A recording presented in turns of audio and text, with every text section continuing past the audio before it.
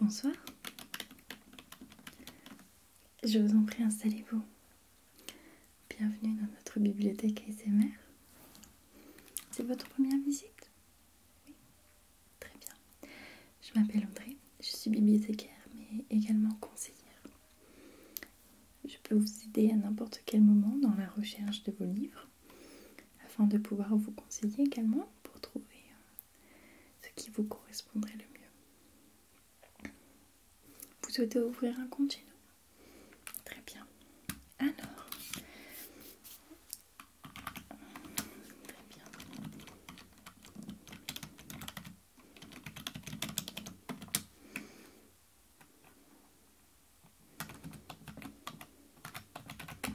Alors, votre nom et prénom, s'il vous plaît.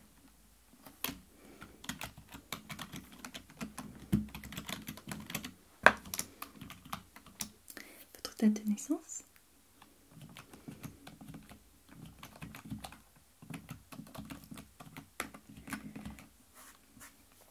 Il me faudrait également une adresse mail, s'il vous plaît.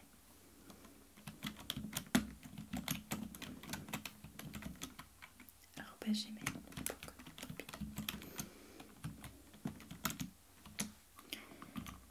C'est parfait. Et un numéro de téléphone.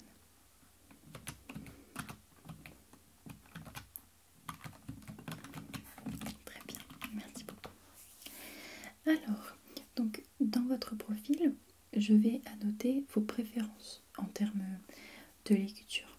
Comme ça va me permettre déjà de voir un peu ce que vous aimez et de pouvoir vous présenter différents livres qui pourraient potentiellement vous intéresser. D'accord?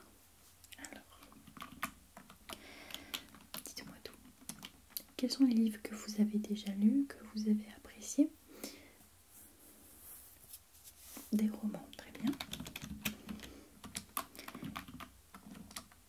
Des romans qui parlent... Est-ce que c'est des romans romantiques? Est-ce que plutôt c'est des romans policiers? Des romans d'aventure? Un peu de tout, d'accord.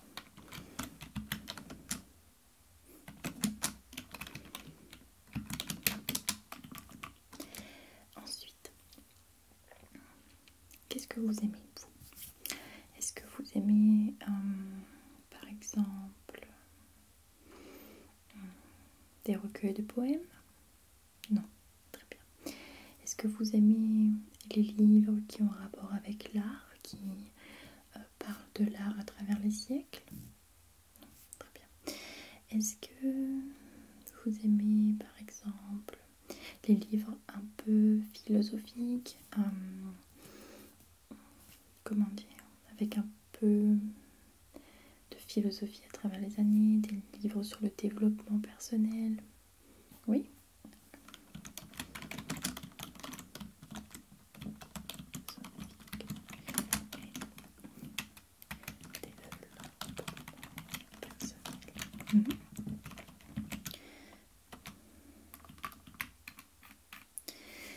Au niveau des livres sur le développement personnel, est-ce qu'il y a un sujet en particulier que vous souhaitez traiter? Comme par exemple râler moins, être plus heureux, s'ouvrir au monde, passer outre quelque chose, une étape dans la vie? D'accord, toutes mes condoléances. Je sais vraiment pas quoi dire. J'ai un bon livre qui pourrait vous aider donc à faire cette étape du deuil. Je vous le présenterai après, d'accord? Alors, est-ce que vous aimez par exemple, comment dire, les romans historiques qui parlent d'un personnage en particulier que peut-être vous affectionnez particulièrement dans l'histoire de France ou d'autres pays? Cléopâtre? Bien.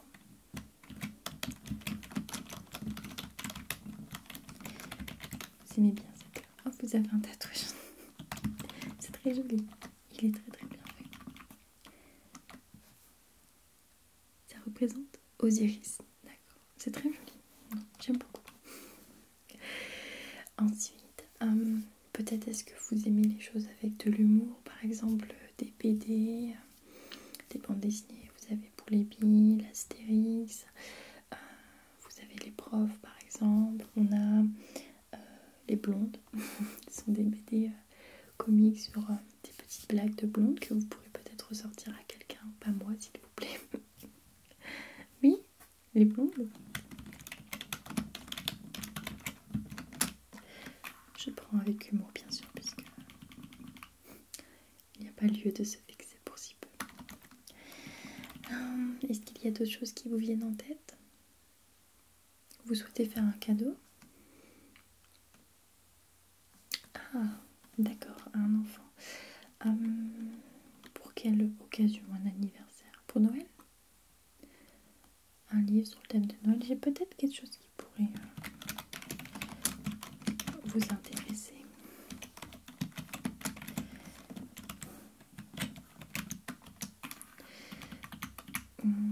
Est-ce que vous aimez par exemple les livres un peu futuristes? Non. Sur la nature par exemple? Non. Des livres de cuisine? Oui, il y a internet, c'est vrai, vous avez raison. Non, vous avez raison.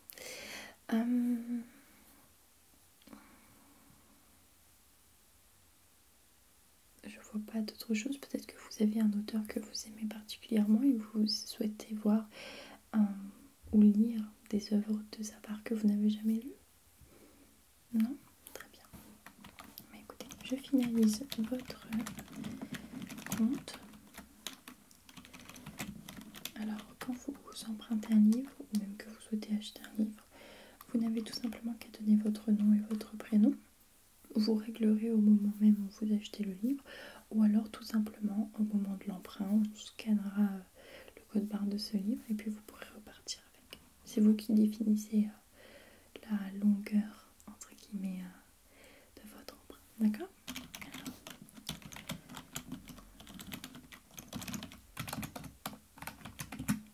Bien. Et bien écoutez, je vais aller chercher les livres et on va pouvoir regarder ça ensemble, d'accord? A tout de suite. Alors, j'ai ici à côté de moi plusieurs livres, à peu près une dizaine, voire un peu plus, que je vais vous montrer. Et quand vous en avez un qui vous plaît, vous me le dites et on le met de côté. D'accord? Très bien.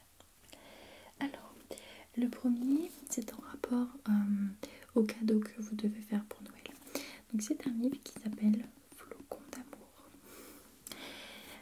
Et en fait, ce livre est relativement intéressant car il englobe 3 histoires avec des personnages qui vont se croiser mais qui ont leur propre histoire en quelque sorte. Et ils sont tous sur le thème de Noël et l'histoire se passe le jour de Noël. Voilà. Donc il a été écrit par 3 auteurs différents, donc chacun d'entre eux a écrit une des histoires. Donc nous avons ici John Green, Maureen Johnson et Lorraine Miracle. Après je vais lire avec du coup 3 flocons pour symboliser les 3 histoires mais aussi les 3 auteurs. Et vous avez ici le petit descriptif, si vous voulez bien, je vais vous le lire. 24 décembre, nuit des miracles ou des catastrophes. Une terrible tempête, un train bloqué dans la neige. Gracetown, tous les voyageurs descendent. Gracetown, bourgade perdue au milieu de nulle part, qui vous ferait presque regretter le traditionnel et soporifique repas de Noël. Pourtant, Jeb, Jubilé et les autres vont partager le réveillon le plus insolite de leur vie. Dans un café bondé de pom-pom girls ou au détour d'une route enneigée, les rencontres inattendues se multiplient. Les couples se font, se défont et se refondent. Louvoyant entre les flocons, les flèches de Cupidon qui pleuvent sur la ville ne laisseront personne de glace. Qu'est-ce que vous en pensez?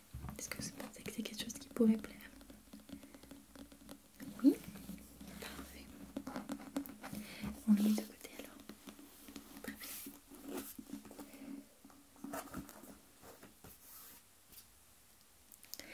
Ensuite, nous avons ce roman de George Orwell qui s'appelle 1984. C'est un roman qui a été très populaire lors de sa sortie en 1894. L'auteur était assez futuriste car durant cette époque il n'y avait pas toute la technologie que nous avions aujourd'hui. Cependant, il a imaginé dans son livre qu'à cette date-là, 1984, il y aurait toutes les technologies dont il parle et il avait raison. Laissez-moi vous lire l'extrait. De tous les carrefours importants, le visage à la moustache noire nous fixait du regard. Il y en avait un sur le mur d'en face. Big Brother vous regarde. Big Brother is watching you. Répétait la légende, tandis que le regard des yeux noirs pénétrait les yeux de Winston. Au loin, un hélicoptère glissa entre les doigts, plana un moment, telle une mouche bleue, puis repartit comme une flèche, dans un vol courbe. C'était une patrouille qui venait mettre son nez aux fenêtres des gens. Mais la patrouille n'avait pas d'importance, seule comptait la police de la pensée. George Orwell dépeint dans le prophétique 1984 un terrifiant monde totalitaire. Et pour avoir moi-même lu ce livre, j'étais impressionnée qu'en 1894, on puisse être aussi proche de la réalité d'aujourd'hui. C'est quelque chose qui m'a vraiment étonnée et qui m'étonne encore aujourd'hui. C'est un monde en fait où il y a en permanence une caméra dans chacune des pièces où l'on vit qui surveille nos moindres faits et gestes, qui surveille également ce que l'on dit et ce que l'on pense. Et c'est vrai qu'aujourd'hui, la société d'aujourd'hui ressemble beaucoup à ceci. C'est un livre qui est très intéressant et un peu futuriste en quelque sorte. Qu'est-ce que vous en pensez? Non? Très bien.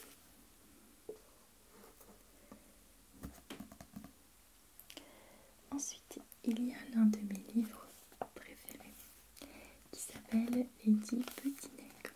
Est-ce que vous en avez entendu parler? Non. C'est un livre qui est écrit par la célèbre Agatha Christie. Elle a créé le personnage Hercule Poirot, Miss Marple, et voilà, exactement. Et en fait, je peux même vous le dire sans lire le derrière, ça raconte l'histoire de 10 personnes qui sont invitées à passer le week-end dans une maison tout en haut d'une colline perdue au milieu d'une île, pas trop loin des terres. Ils sont tous invités à passer un week-end dans la maison de Madame Onheim, donc O''N''Y''M''E. Et c'est une maison qui est en haut d'une colline, en haut d'un précipice, au milieu de la mer. Enfin, la localisation est un peu bizarre et on ne peut y accéder que par bateau. Et au fur et à mesure que leur séjour avance, ils meurent tous, un par un.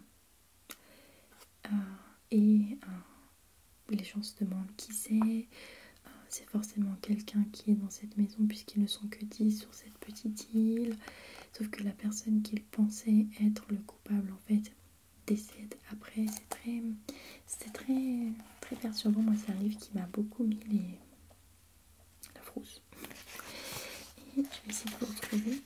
Ça s'appelle Les 10 petits nègres parce que sur une des tables du salon, il y a une petite comptine. Et en fait, qui raconte que les 10 petits nègres meurent d'une certaine façon. Et tous les personnages de cette histoire meurent de la même façon que les 10 petits nègres. La voici. Je vais vous lire, vous verrez. C'est un peu angoissant.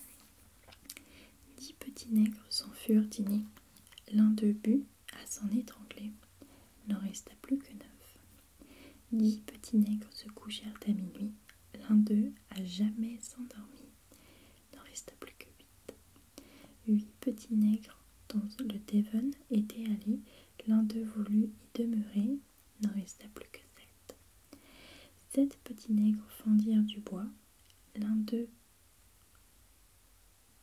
en deux l'un se coupa ma foi, il n'en resta plus que 6. 6 petits nègres rêvassaient au rucher, une abeille l'un d'eux a piqué, il n'en resta plus que 5. 5 petits nègres étaient avocats à la cour, l'un d'eux finit en haute cour, il n'en resta plus que 4. 4 petits nègres se baignèrent à minuit, poisson d'avril goba l'un, il n'en resta plus que 3. 3 petits nègres s'en allèrent aux eaux, un ours de lin fit la peau, il n'en resta plus que 2. 2 petits nègres se dorèrent au soleil, l'un d'eux devint vermeil, il n'en resta plus qu'un. Un petit nègre se trouva tous esselé, se pendre il s'en est allé, il n'en resta plus du tout. Voilà. Donc en fait, presque au début de l'histoire, on sait déjà comment vont mourir les personnages, mais on ne sait pas qui va mourir. Et forcément, s'ils ne sont que 10 dans cette île, il y a bien une personne qui tue les 9 autres. Et c'est un peu la chasse aux sorcières qui commence. Qu'est-ce que vous en pensez? Oui? Très bon choix.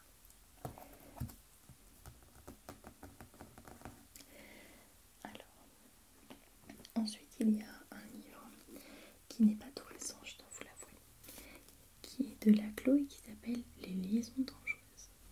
Pourquoi est-ce que je vous présente ce livre? Tout simplement parce que, en fait, ce livre raconte en quelque sorte le pacte qu'ont fait une femme et son amant. Elle a en quelque sorte défié son amant de séduire l'une des plus pures, des plus fidèles et catholiques des femmes et de coucher avec elle. Et c'est ce qu'il a réussi à faire. Sauf que derrière, il y a toute une histoire sur comment réellement ça se passe. Et ce qui est intéressant, c'est que ce livre, en fait, on vit l'histoire à travers les lettres que s'échangent les personnages.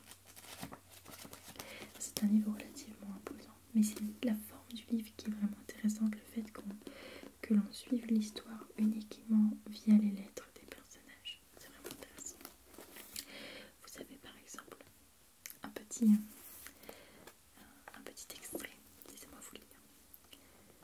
On s'ennuie de tout, mon ange, c'est une loi de la nature, ce n'est pas ma faute. Si donc je m'ennuie aujourd'hui d'une aventure qui m'a occupée entièrement depuis 4 mortels mois, ce n'est pas ma faute. Si par exemple, j'ai eu juste autant d'amour que toi de vertu, et c'est sûrement beaucoup dire, il n'est pas étonnant que l'un ait fini en même temps que l'autre, ce n'est pas ma faute.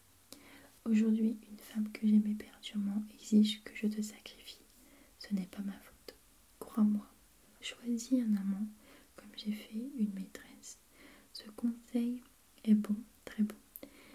Si tu le trouves mauvais, ce n'est pas ma faute. Adieu mon ange, je t'ai prise avec plaisir, je te quitte sans regret, je te reviendrai peut-être, ainsi va le monde, ce n'est pas ma faute.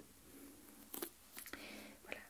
Après, il existe des adaptations bien sûr cinématographiques de ce livre qui sont, je trouve, relativement fidèles à ce livre, mais rien ne vaut vraiment la lecture. Qu'est-ce que vous en pensez? Non? D'accord. Alors, vous avez un de mes livres également préférés, qui est Voyage au centre de la Terre de Jules Verne. Est-ce que vous connaissez Jules Verne? D'accord. Alors Jules Verne, c'est un auteur qui était très en avance dans son temps. Et il existe une théorie vernienne, que je crois en quelque sorte, qui voudrait que toutes les aventures qu'il a racontées soient réelles. Alors, bien sûr, peut-être pas au mot près, mais dans sa façon d'exposer les choses, son détail au centimètre près d'où se trouvent les choses, de comment y accéder. C'est vrai que c'était vraiment étonnant à cette époque que ce soit possible en fait de donner autant de détails dans un livre et que ce soit des détails aussi avérés. Alors je vous lis le dos. Dans la petite maison du vieux quartier de Hambourg où Axel, jeune homme assez timoré, travaille avec son oncle, l'irascible professeur Leidenbrock, géologue et minéralogiste, pardon, dont il est la pupille, la charmante Groben, l'ordre des choses est soudain bouleversé. Dans un vieux manuscrit, Lidenbrock trouve un cryptogramme. Arne Saknessem, c'est pas facile à dire, célèbre savant islandais du XVIe siècle, il révèle que par la cheminée du cratère du Sneffels, volcan éteint d'Islande, il a pénétré jusqu'au centre de la Terre. Lidenbrock s'enflamme aussitôt et part avec Axel pour l'Islande où, accompagné du guide Hans, aussi flegmatique que son maître et bouillant, il s'engouffre dans la mystérieuse profondeur du volcan. En décrivant les prodigieuses aventures qui s'ensuivirent, Jules Verne a peut-être atteint le sommet de son talent. La vigueur du récit, la parfaite maîtrise d'un art accordé à la puissance de l'imagination place cet ouvrage au premier plan dans l'œuvre exceptionnelle du romancier. Donc même les éditeurs admettent que la précision de l'écriture et la potentielle imagination est invraisemblable. Donc c'est pour ça que je fais partie de ceux qui pensent que potentiellement ce serait peut-être des aventures qu'il a vraiment vécues, ou du moins que quelqu'un qu'il connaît a vécu et dont il a fait le récit. Qu'est-ce que vous en pensez? Non? Vous avez vu le film? C'est vrai qu'une fois qu'on voit le film, c'est compliqué de se lancer dans le livre, je vous l'accorde. Alors, ça c'est un petit fantasme. Vous avez probablement vu le dessin animé La Belle et la Bête fait par Walt Disney. Mais est-ce que vous avez lu la vraie histoire de celle-ci? Elle est sensiblement différente comparée au récit que Monsieur Disney en a fait à travers son film. Et je me suis dit que peut-être vous seriez intéressé, pour vous ou pour un proche, car à la fin en plus vous avez un dossier d'études sur le livre qui est vraiment très intéressant, où ça vous fait part en quelque sorte de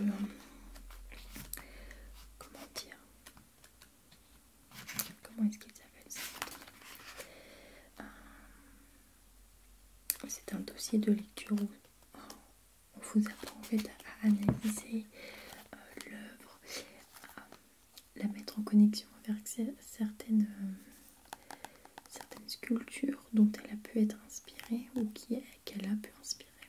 C'est vraiment sympathique, je trouve, de pouvoir découvrir le vrai conte de La Belle et la Bête, qui est, comme je vous dis, sensiblement différent à ce que Walt Disney a un peu, comment dire, un peu adouci en quelque sorte. Non? D'accord. Alors, au niveau des romans, c'est tout ce que j'avais à vous présenter. Maintenant, comme vous m'avez parlé de Cléopâtre, je vais vous faire part d'un livre que je trouve particulièrement intéressant. Comme vous le savez, on a très peu d'informations sur Cléopâtre. La preuve, on n'a jamais retrouvé son tombeau, mais on ne sait pas où est-ce qu'elle a pu être enterrée. Et vous avez un livre écrit par l'égyptologue Christian Jacques qui s'appelle Le dernier rêve de Cléopâtre, qui est un livre excessivement bien écrit. Alors, je vais vous lire un peu le derrière. Être reine à 18 ans, vouloir réformer son pays, se voir condamné à l'exil par son frère et mourir désespéré loin de son royaume, tel devait être le destin de Cléopâtre, un destin qu'elle n'accepte pas. Mais comment reconquérir Alexandrie dans un Orient mis à feu et à sang par les luttes romaines, en s'alliant au grand César, le conquérant des conquérants? Uni par un amour fou, le couple le plus puissant du monde va tenter de réaliser le rêve de Cléopâtre, ressusciter l'empire des pharaons. Avec cet ouvrage où magie et passion donnent des couleurs à un extraordinaire destin, l'auteur renoue avec les grandes figures de l'Égypte. Et c'est vrai que j'ai appris sur Cléopâtre plein de choses en lisant justement ce livre que je trouve excessivement bien écrit, facile de lecture, mais aussi très instructif. Et vous qui aimez bien Cléopâtre, peut-être Aimeriez-vous découvrir certains aspects de sa vie à travers ce livre? Qu'est-ce qu'on en fait? On le garde. Très bien. Alors,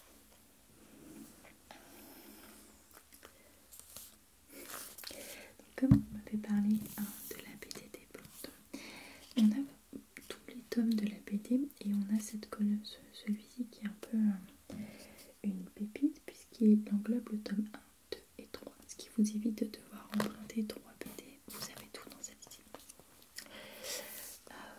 C'était écrit par Gaby et Zach. Et personnellement, même si moi je suis plante, je prends plaisir des fois à lire ces choses parce que c'est comme tout, on peut pas se dire ça sort de l'imagination de quelqu'un. À mon avis, ce sont des choses que certaines personnes, peut-être pas blondes, ont vécu, ont dit, ont fait, qui ont inspiré cette BD tout simplement. Alors, je vais juste enlever cette partie-ci pour vous.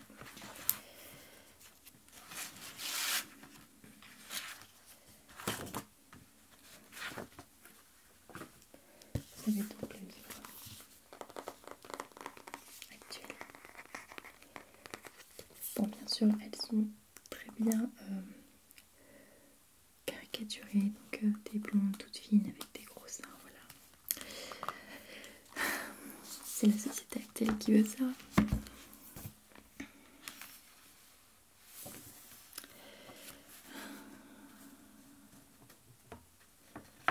Par exemple, vous avez celle-ci.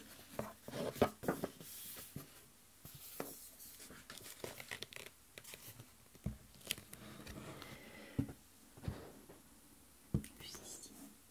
Donc, la blonde et la brune sont en train de manger au restaurant.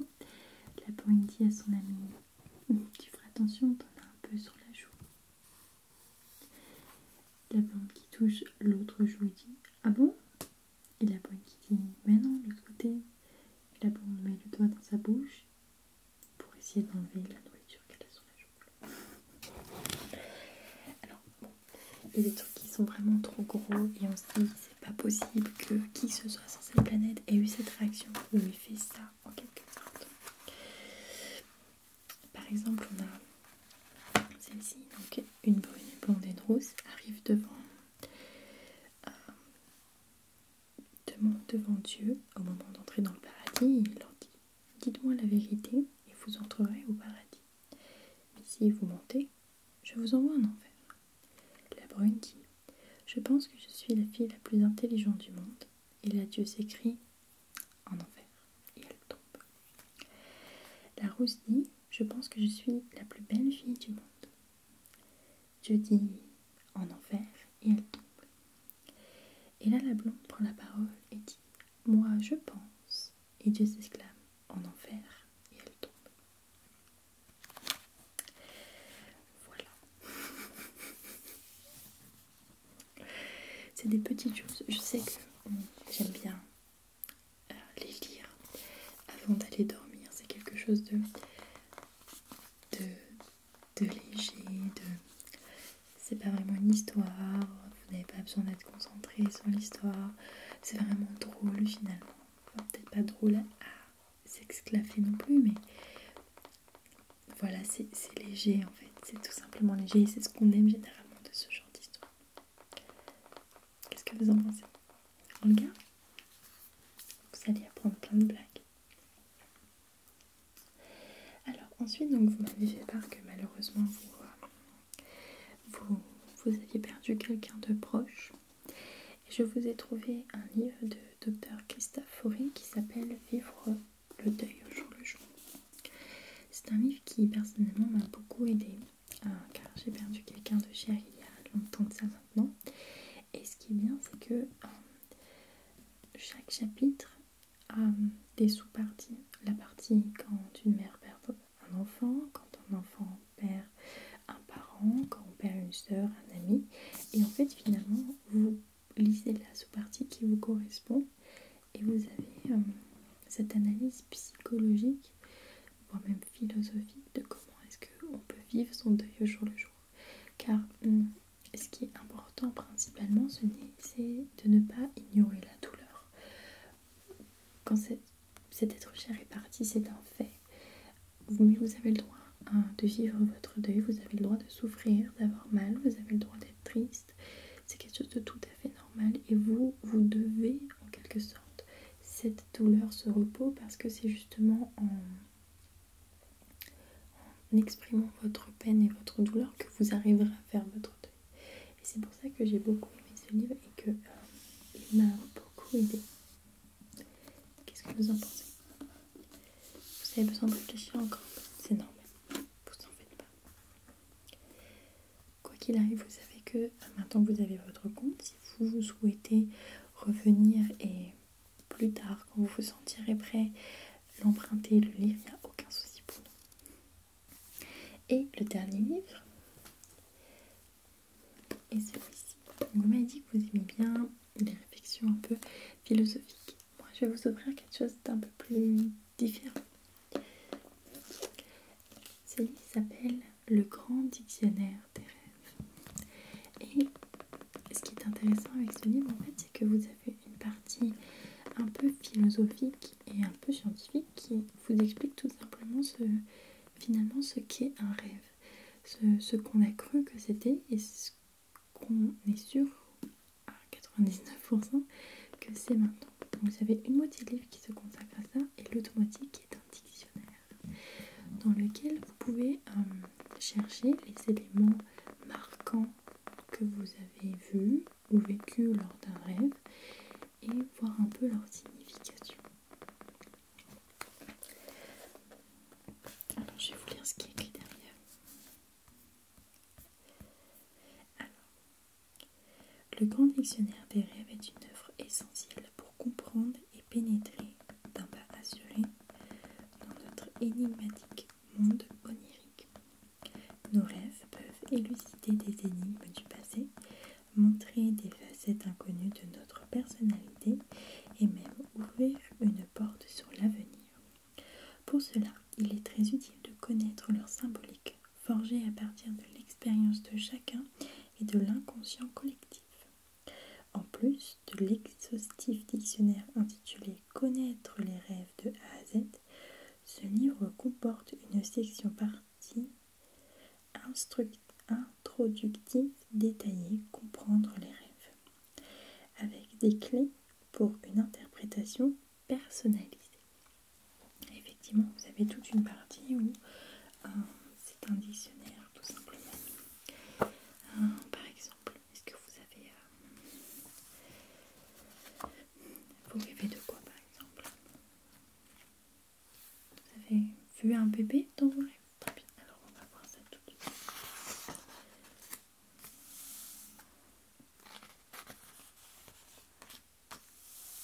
Bébé.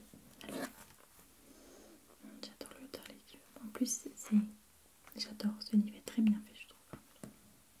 Alors, bébé. Rêver d'un bébé signifiant que nous nous sentons heureux et vivants avec l'envie de créer. En effet, cela représente quelque chose de nouveau dans nos vies qui suscite notre attention, ainsi que des idées ou des sentiments nouveaux qui affleurent en nous. Cet élément peut d'autre part révéler un désir profond de revenir aux origines et de découvrir notre véritable personnalité. Dans ce sens, il symbolise la nature pure et non corrompue de chacun. Mais il est aussi possible que ce rêve manifeste notre innocence face à une accusation qui nous préoccupe. Être transformé en bébé peut refléter un besoin d'affection et de protection. Évidemment, ce songe exprime probablement aussi notre propre instinct paternel ou maternel avec l'envie qu'il devienne réalité. Et il y a une petite parenthèse qui dit voir mère, femme et saint, parce qu'il y a certains éléments qui sont reliés à d'autres et qui vous permettent de comprendre de façon plus approfondie. À notre grand étonnement, la plupart des livres anciens sur les rêves n'associent pas les bébés à la grossesse. Au contraire, une femme qui rêve qu'elle s'occupe d'un bébé sera déçue par une personne en qui elle a confiance. plusieurs fois, ça nous arrive à tous quand on dit oh bah j'ai rêvé que j'avais un enfant, j'ai rêvé que j'avais un bébé.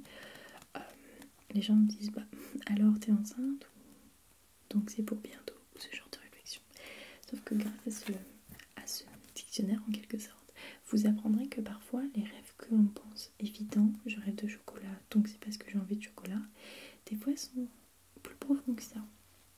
Et c'est un livre que je trouve particulièrement intéressant, que j'adore, et je me réfère souvent à lui quand j'ai un rêve que j'essaie d'expliquer ou que je n'arrive pas à expliquer tout simplement. Je me réfère très souvent à lui. Qu'est-ce que vous en pensez? Oui, génial. Écoutez, c'est tout. C'est la sélection qu'on avait. Donc vous avez 1, 2, 3, 4 et 5 livres. Est-ce que ça dit ou est-ce que vous souhaitez qu'on regarde le livre? C'est bon pour vous? Très bien. Mais écoutez, on va passer à l'enregistrement de ces livres dans votre dossier client. D'accord? Alors, donc, je vais tout simplement enregistrer mes livres. Est-ce que vous avez besoin d'un sac? Non? Très bien. Alors, donc on a dit dictionnaire des rêves. Alors, le numéro de code barre 9, 4, 16, 83, 51.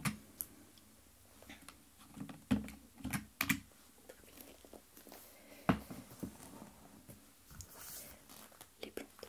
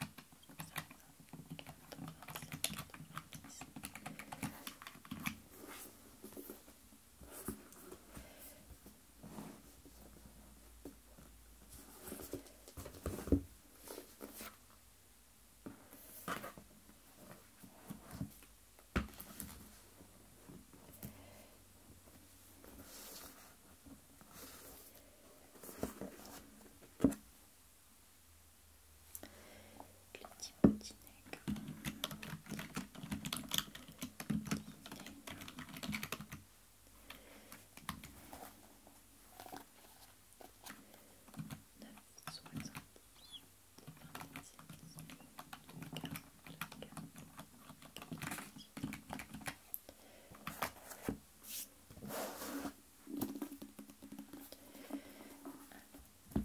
Et le dernier,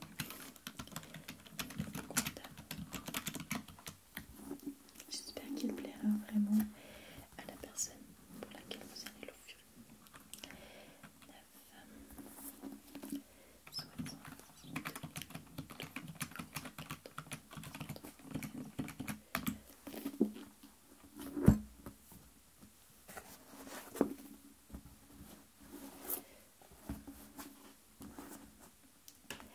je valide. Alors donc il y en a un que vous souhaitez offrir, donc ce sera en paiement, c'est ça? Très bien. Pour les autres, à quelle date souhaitez-vous les rendre? Vous vous laissez à peu près de combien de temps pour tout ça? 2 mois? Très bien.